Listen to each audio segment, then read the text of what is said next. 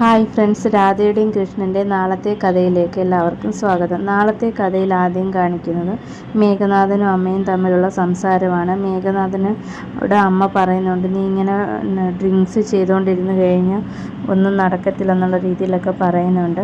അപ്പോൾ മേഘനാഥൻ പറയുന്നുണ്ട്, വേണുഗോപാല വക്കീലിനെ ഞാനൊന്നും ചെയ്യില്ല, അവനാണ് എനിക്ക് രാധയിലേക്കുള്ള വഴിയെ തെളിയിക്കുന്നതെന്നൊക്കെ പറയുന്നുണ്ട്. അതിലൂടെ രാധയെ കണ്ടെത്തുമെന്നും എന്നിട്ട് രാധയെ സ്വന്തമാക്കുമെന്നൊക്കെ പറയുകയാണ്. രാധയും മകനും വന്നു കഴിഞ്ഞ് കഴിഞ്ഞാൽ എൻ്റെ ജീവിതമേ മാറാൻ പോകുമെന്നുള്ള രീതിയിലൊക്കെ പറയുകയാണ് മേഘനാഥൻ. പിന്നീട് കഥയിൽ കാണിക്കുന്ന പ്രസാദിൻ്റെ വീടാണ്. അവിടെ സീതാമ്മ അച്ചുവിന് ഫുഡൊക്കെ കൊടുക്കുകയാണ്. എന്നിട്ട് അച്ചുവിനോട് പറയുന്നുണ്ട്, അച്ചുവിൻ്റെ അച്ഛനെ നാളെ രാവിലെ കാണിച്ചു തരാമെന്ന്. അപ്പോൾ അവൻ ചോദിക്കുന്നുണ്ട്, അച്ഛൻ നേവിയിലാണെന്നല്ലേ പറഞ്ഞത്, അപ്പോൾ ലീവിന് വന്നോന്ന് ചോദിക്കുകയാണ്. അപ്പോൾ സീതാമ്മ പറയുന്നുണ്ട്, അത് നിന്നോട് കളവ് പറഞ്ഞതാണ്, നീ എപ്പോഴും അച്ഛനെ ചോദിക്കുന്നതുകൊണ്ട് അതൊരു കളവ് പറഞ്ഞത്, നിൻ്റെ അച്ഛൻ നേവിയിലൊന്നുമില്ല, എവിടെയോ നിന്നെയും അമ്മയെ ഉപേക്ഷിച്ച് പോയതാണെന്ന് പറയുകയാണ്. എന്നിട്ട് പറയുന്നുണ്ട്, നിനക്ക് പുതിയൊരു അച്ഛനുണ്ട്, അതാരാന്നറിയാൻ ചോദിക്കുമ്പോൾ പ്രസാദ് അങ്കിളാന്ന് പറയുന്നുണ്ട്. പ്രസാദ് അങ്കിളിനെ അവന് ഇഷ്ടമാണ്, അതുകൊണ്ട് അവന് കുഴപ്പമൊന്നുമില്ലെന്ന് പറയുന്നുണ്ട്. ഇതേ സമയം മുരളി ആരതിയുടെ റൂമിൽ ചെല്ലുകയാണ്. അവൾ ബെഡിൽ കിടക്കുകയാണ്. അപ്പോൾ മുരളി വിളിക്കുന്നുണ്ട്, പക്ഷേ അവൾ അത് മൈൻഡ് ചെയ്യുന്നില്ല. എന്നിട്ട് മുരളി പറയുന്നുണ്ട്, ഞാൻ പറയുന്നതെന്ന് കേൾക്കുന്നു. അന്നേരം എന്താണെന്ന് ചോദിക്കുന്നുണ്ട്. അപ്പോൾ അവൻ പറയുന്നുണ്ട്, ഞാൻ മനഃപൂർവ്വം ഒന്നും ചെയ്തതല്ല, അന്നത്തെ സംഭവം എന്ന് പറയുകയാണ്, നിന്നെ രക്ഷിക്കാൻ വേണ്ടിയിട്ടാണ് അന്ന് അങ്ങനെയൊക്കെ ചെയ്തതെന്ന്. ഉടനെ ആരതി പറയുന്നുണ്ട്, ഇല്ല, എല്ലാം നീ പ്ലാൻ ചെയ്ത് തന്നെയാണ് ചെയ്തത്, എന്നെ കല്യാണം കഴിച്ചതെല്ലാം പ്ലാൻ ചെയ്തതെന്ന് ആരതി പറയുകയാണ്. അവൻ പറയുന്നതൊന്നും കേൾക്കാൻ കൂടെ അവൾ കൂട്ടാക്കുന്നില്ല.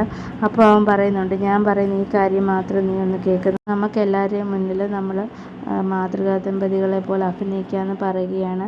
അല്ലെങ്കിൽ ചേച്ചിക്കും ചേട്ടനും എല്ലാം ഭയങ്കര സങ്കടമാവും. ചേട്ടനാണെങ്കിൽ ഒരു പെൺകുട്ടി ഇഷ്ടമായിരുന്നു, അതുകൊണ്ടാണ് ഇത്രയും നാളും കല്യാണം കഴിക്കാതിരുന്നത്, നമുക്ക് വേണ്ടിയാണ് ഇപ്പോൾ ഇതെല്ലാം ചെയ്തതെന്നൊക്കെ പറയുകയാണ്. അതുകൊണ്ട് അവരുടെ മുന്നിൽ അങ്ങനെ അഭിനയിക്കണം എന്നൊക്കെ പറയുന്നുണ്ട്. പക്ഷേ അതൊന്നും അവൾ കേൾക്കുന്നില്ല. എന്നിട്ട് അവൻ താഴെ കിടക്കുകയാണ്, അവൾ ബെഡിലും കിടക്കുകയാണ്. പിന്നീട് കാണിക്കുന്നത് അഞ്ജലിയെയും പ്രസാദിനെയാണ്. അഞ്ജലിയും പ്രസാദും കൂടെ മുഖത്തോട്ട് നോക്കുമ്പോഴത്തേക്ക് പഴയ കാര്യങ്ങളെല്ലാം ഓർക്കുകയാണ്. സത്യത്തിൽ പ്രസാദിൻ്റെയും അഞ്ജലിയുടെയും കല്യാണം ഒരു നാടകം മാത്രമായിരുന്നു. അത് അവരുടെ അനിയനും അനിയത്തിയും ഒന്നിച്ച് ചേരാൻ വേണ്ടിയിട്ട് അവർ നടത്തിയ ഒരു നാടകമായിരുന്നു. ഈ കാര്യത്തെക്കുറിച്ചാണ് കാണിക്കുന്നത്. അവർ രണ്ടുപേരും സംസാരിക്കുകയാണ്. അഞ്ജലിയാണ് പ്രസാദിനോട് ഈ കാര്യത്തെക്കുറിച്ച് ചോദിക്കുന്നത്.